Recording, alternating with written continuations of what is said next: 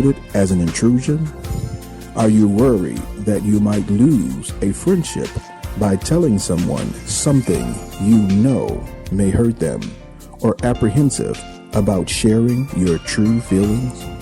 If this is you, then there's something you should know. Truth is not based on who you are or who hears it.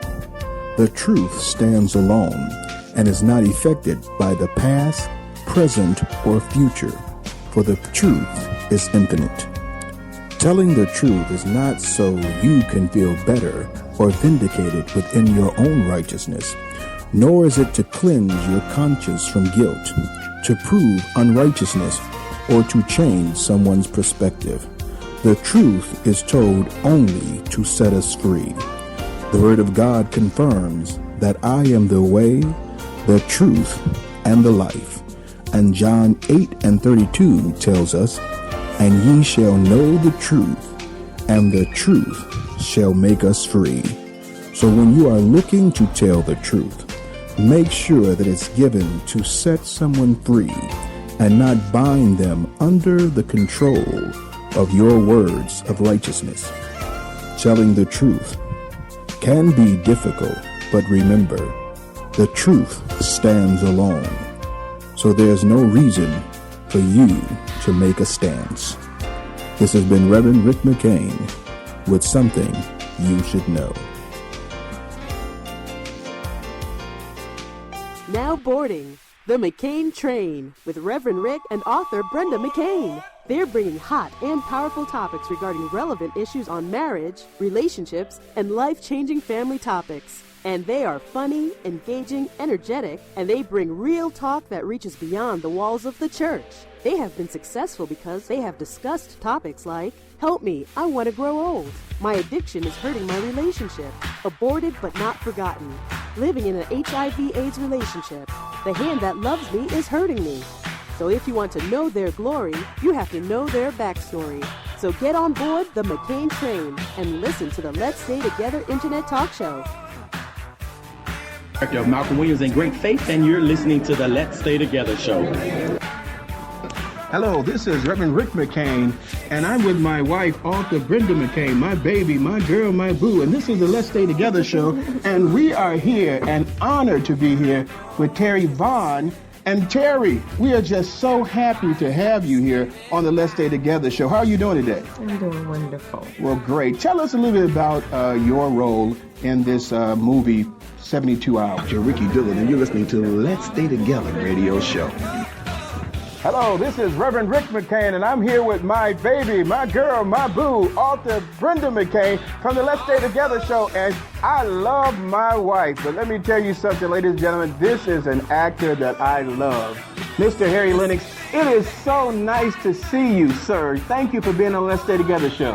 Well, thank you, Rick. This is great, and I am honored to be with you and your beautiful wife.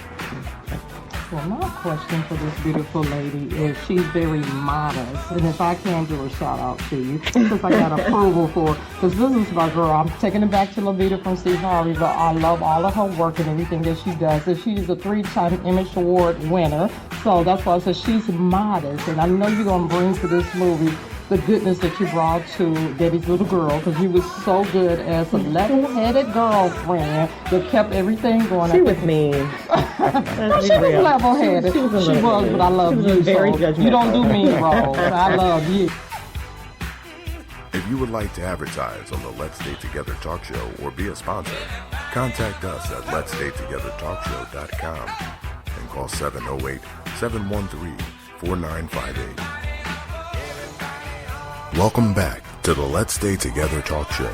Your next stop, the McCain train.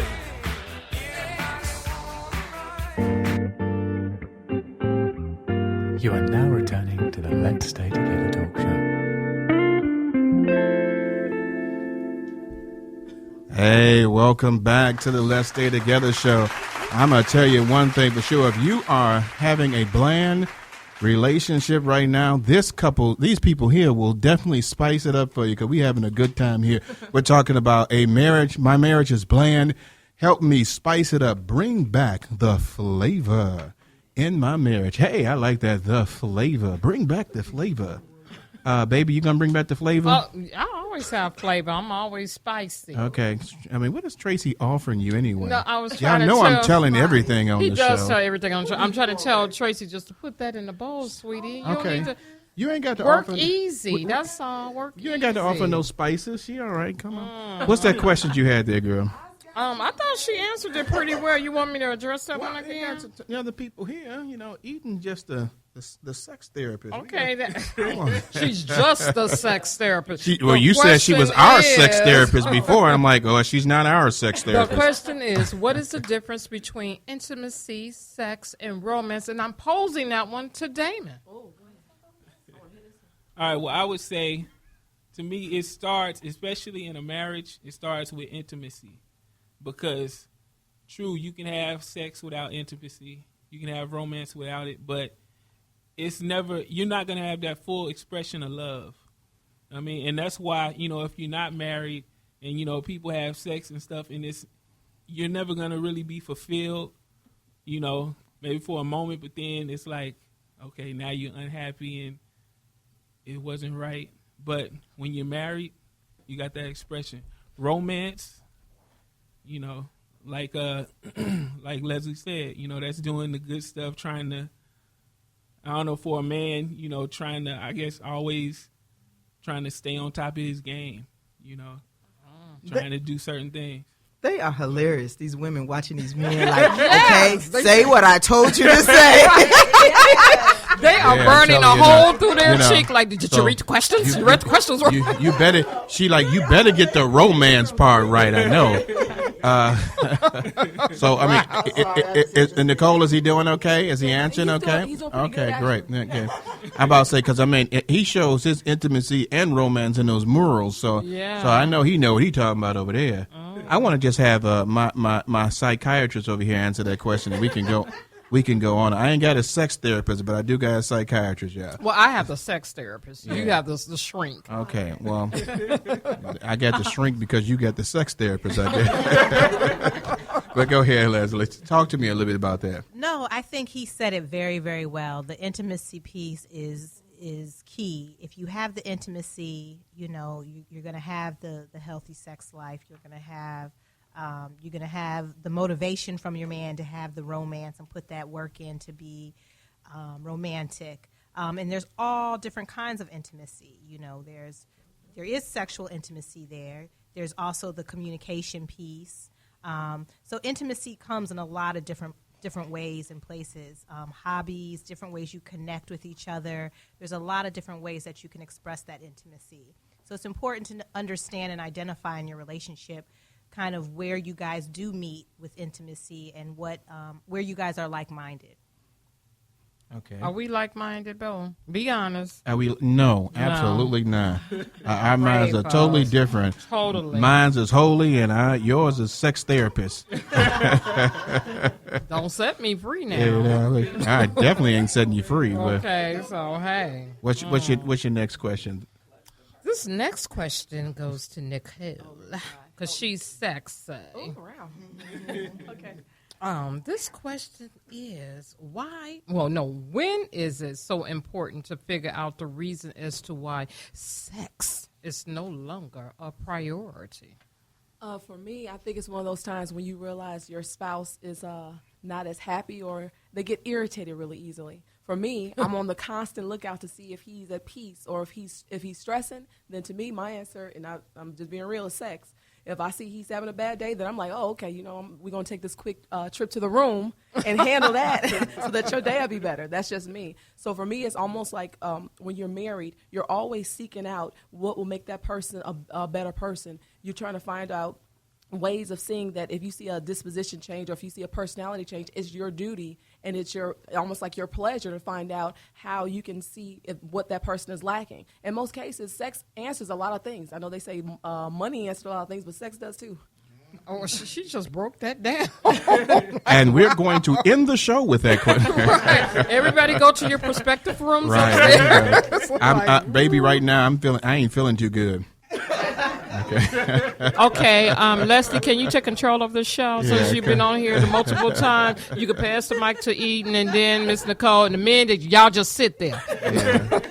So, what were we talking about? Because that answer got me there. What were we talking about again? Well, we're going to go on to the next question because she just really, boom, bam, that's it. I meet my husband's needs. I watch him. I study him like I was studying him and get the answer right. I watch him and I study him and I make him satisfied. And, in all seriousness, that's a good point. It should be also the man should do that as well. And it's not necessarily that it has to be a sexual intimacy for the woman. You might do something like bring home some flowers or clean up something.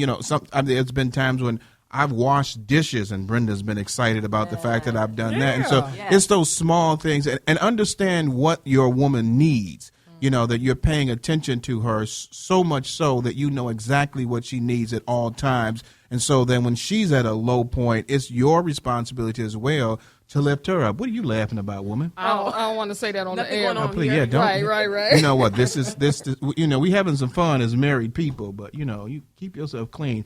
I'm gonna have Pastor talk to you after this show is over. But that's the thing about it in relationships that you've got to be able to understand each other and care enough of each other that you don't allow the boredom to come in. That my philosophy is always give 100% to your wife, and the wife gives 100% to her husband, and not look for something else. If everybody is concerned about giving 100% to each other, then there's no way that boredom get in. It's when we start looking for ourselves, our own needs. I gave you this, why can't you give me something? And when we start doing that, then we start stopping the things that we normally would do with someone, and then boredom sets in because I'm not going to do it because you didn't do it. And so that becomes an issue. As you're looking for papers here, you find what you're looking for, baby?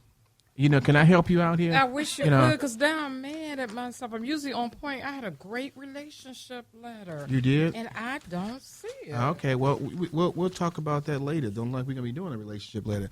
But I'm sorry, ma'am. Okay, so just go on and go from there. So can you continue to talk? Oh, yeah, I can. Can we go to the next question? Yes, we You're all can. frazzled and bedazzled I and all like that things stuff? in order. I'm that type of person. Okay. Order. So anyway, the next question is, what are the steps you can take to cultivate passion back into your marriage? And I'm looking at Rob out the corner of my eye because he look excited about that. Come on, Rob. Give us one of those good stories again. That was a good one the last time. Yeah, I think I'm tapped out on stories. But to bring ensure that passion is involved in your relationship, I think it's really being attentive to what you like, either sexually or emotionally, and what your partner likes, and finding a common ground. A lot of people, joke about, 50 Shades of Grey or bringing in props and tools, and sometimes it's not all that necessary. Sometimes it's just, maybe speaking in a soft voice, or, I know that Leslie likes it when I dress up. I mean in business clothes. I'm like, what you want to do? What rope? Wait a minute. Let me back that up. Do tell, I guess. She's like, dress up. No. The kids are here. The kids are here. Dress up in a suit and tie. Okay. A business suit. All right. But it could be a number of little things, and it doesn't always have to be so extreme, is what I'm saying. But if it is extreme, then that's fine too, within the comforts of your own marriage, and you shouldn't necessarily be ashamed of that. Again, what's behind your marriage doors and in your marriage bed stays there. Yeah. So it should be a full expression, and that's fine too. So I think really just paying attention to what your partner likes, what you guys both have talked about in terms of both fantasy and reality. Is important to bring it. Yeah. You okay with it now? You want to say something? Yeah, I was just saying, with experimenting with things, I think sometimes one of the easiest things that you can experiment with is role play, go out and I'm at the bar and you pretend you don't know me. And he has a suit on, right? And he has a suit dressed on. up, right? Yeah. A business suit. He's out on business, So yeah, I think it's fun and interesting ways you can spice things up that aren't all the way to the left, that make things fun and interesting and makes you remember what you fell in love with before and why you fell in love with that person. Yeah.